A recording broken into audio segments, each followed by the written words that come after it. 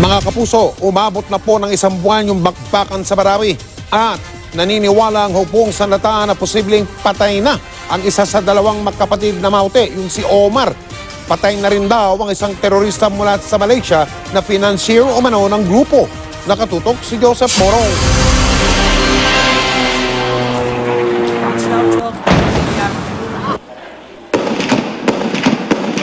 Habang lumiliit ang mundo ng teroristang grupong Maute ISIS sa Marawi City, lumulutang ang posibleng naging pinsala sa kanila ng opensiba ng militar.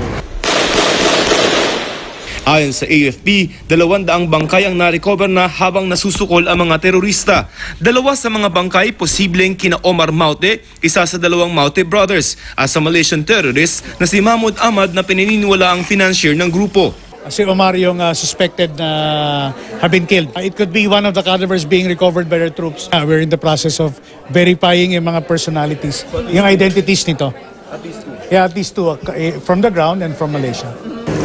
Patuloy daw ang palitan ng intelligence information ng Pilipinas at Malaysia tungkol dito. Pinaniniwala ang buhay pa ang kapatid ni Omar na si Abdullah Maute at ang Abu Sayyaf leader na si Isnilon Hapilon na kinikilala rin daw ng ISIS bilang emir. Lalong magpapalakas sa operasyon ng gobyerno ang alok na tulong ng Australia na inuohan na ng Pangulo.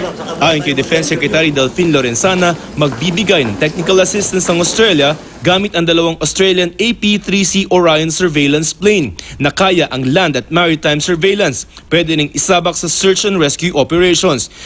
Pero kaya man ito ang anti-submarine at anti-ship warfare, hindi naman pwedeng sumabak sa bakbakan ang mga dayuhang puwersa.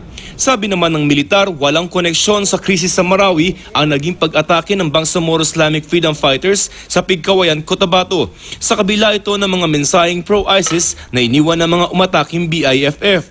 Pero inamin ng AFP na may tactical alliance ang 2 grupo at parehong sumumpa ng katapatan sa ISIS. A dedicated unit is right now tasked to address this threat. Minaliit ng palasyo ang banta ng BIFF laban kay Pangulong Duterte at ang banta na susunod na atakihin ng Davao pagkatapos ng Pigkawayan, Cotabato. The local Muslim community, the Mindanao especially, do not want this. There is no ground support for them.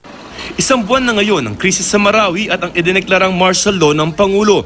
Pero simula noong Martes nang dumalo ang Pangulo sa mga evacuees sa Iligan at mga sundalong sugatan sa Cagayan de Oro, hindi pa ulit nakikita ng publiko ang Pangulo. Ano ginagawa niya kung nagpapahinga siya? Natutulog. Ayun. What a question. Matalino naman pala.